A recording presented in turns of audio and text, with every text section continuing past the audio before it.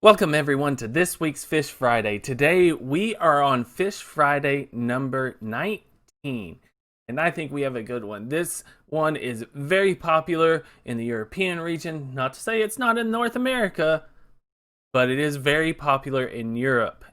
People love to eat it. But most people have never seen it. It lives too deep. The fish I am talking about is the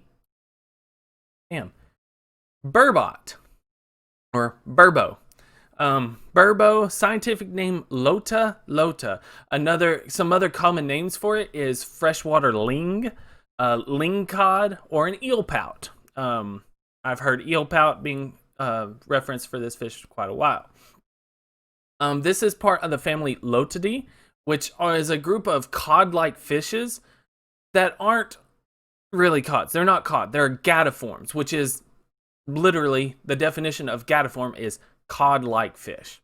All species of Lotidae are saltwater except for Burbot, or as I just learned from Tavi, Made in Finland.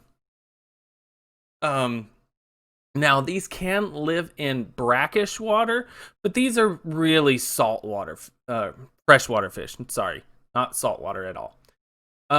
As you can tell, it has a serpent-like body.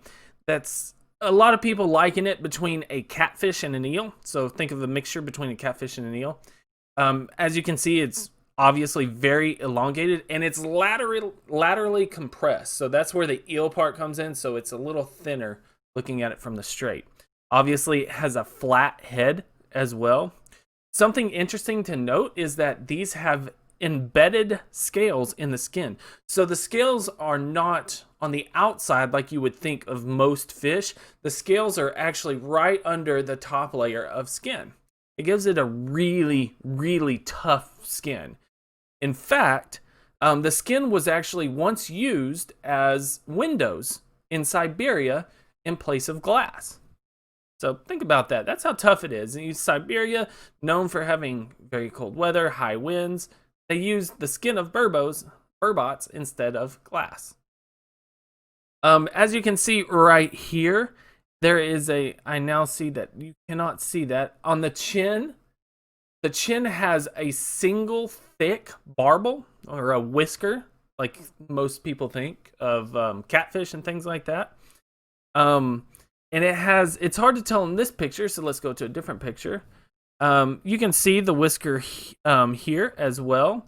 But as you can see here on the nose, it has it has a single tube-like projection coming out of each nostril.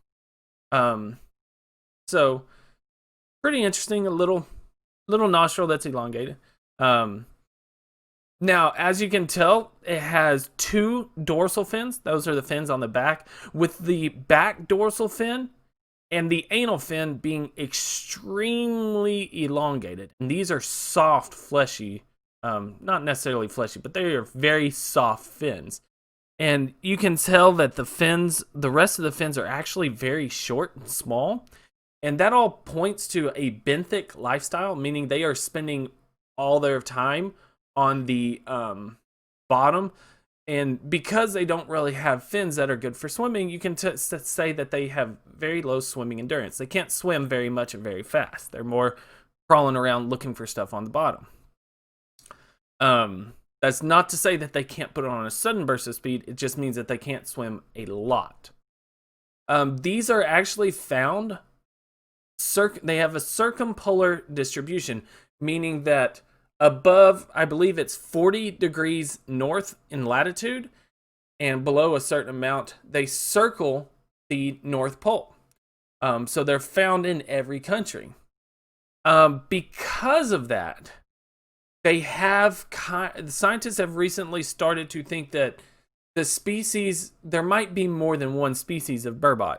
It might be, like North America's might be different than Europe's, things like that. These live in very cold and usually very large, both rivers and lakes. In summer, they're found below the thermocline, and the thermocline is layer of water in a lake or reservoir, that the top layer is warmer than the bottom layer.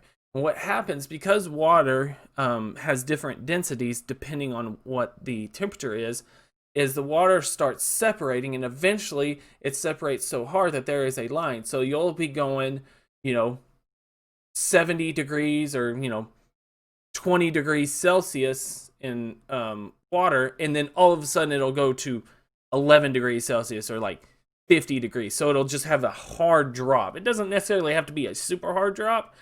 It can be a kind of gradual, and then it just goes, but there's a difference between the top water and the bottom layer.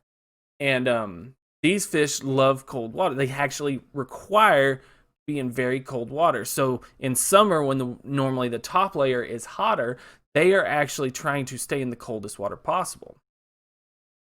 In Lake Superior, they are known to live below 300 meters, or about 980 feet.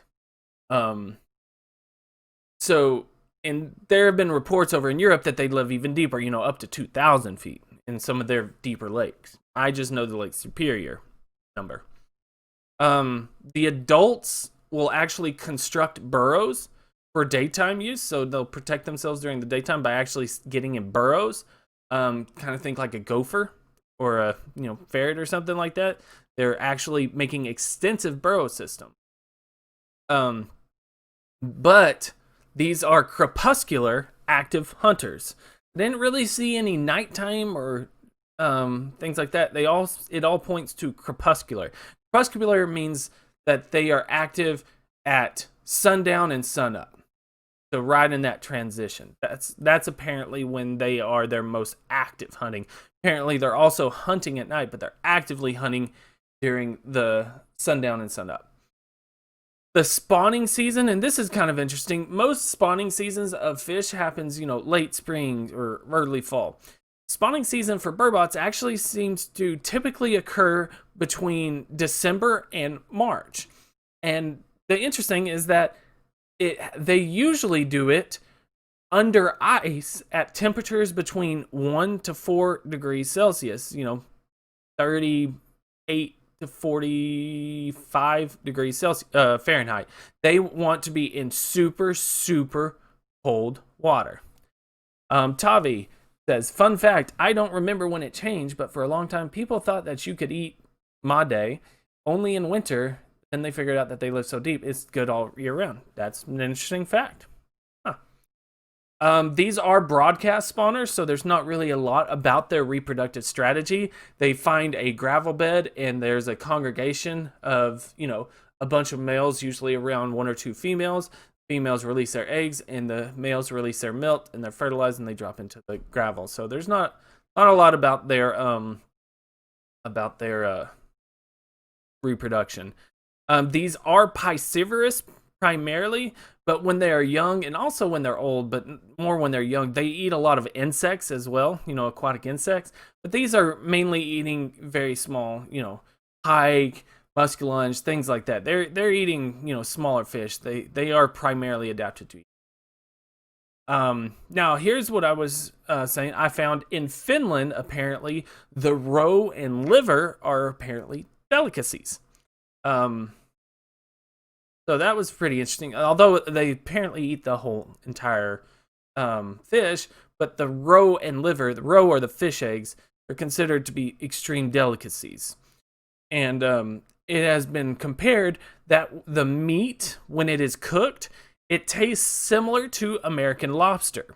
Apparently, there's a lot of people fry it, but apparently it tastes, no matter what it's done, when it's cooked, it tastes a lot like American lobster. I don't know. I've never had it. But that is why it is. It has another nickname that I didn't mention before. Another nickname of this is poor man's lobster. Apparently, this is called the poor man's lobster. And they're not that expensive. From what I've found, you could buy a 400 gram of burbot meat for about $15. So that's about $16 a pound. But that's up there, but it's not way up there. The liver needs to be cooked really well. Yes, whenever you eat a liver from any animal, please cook it thoroughly. The liver is where most of the parasites are going to be. But thank you guys so much for stopping in. I really appreciate it, and I hope to see you again. Please leave a like, comment, and subscribe. If you do, I would really appreciate it. Don't forget to check out our other series, Hurt Mondays. That's been a lot of fun. Glad we started that. But take care of yourselves. Take care of your loved ones. If you have any questions, please let me know. And peace.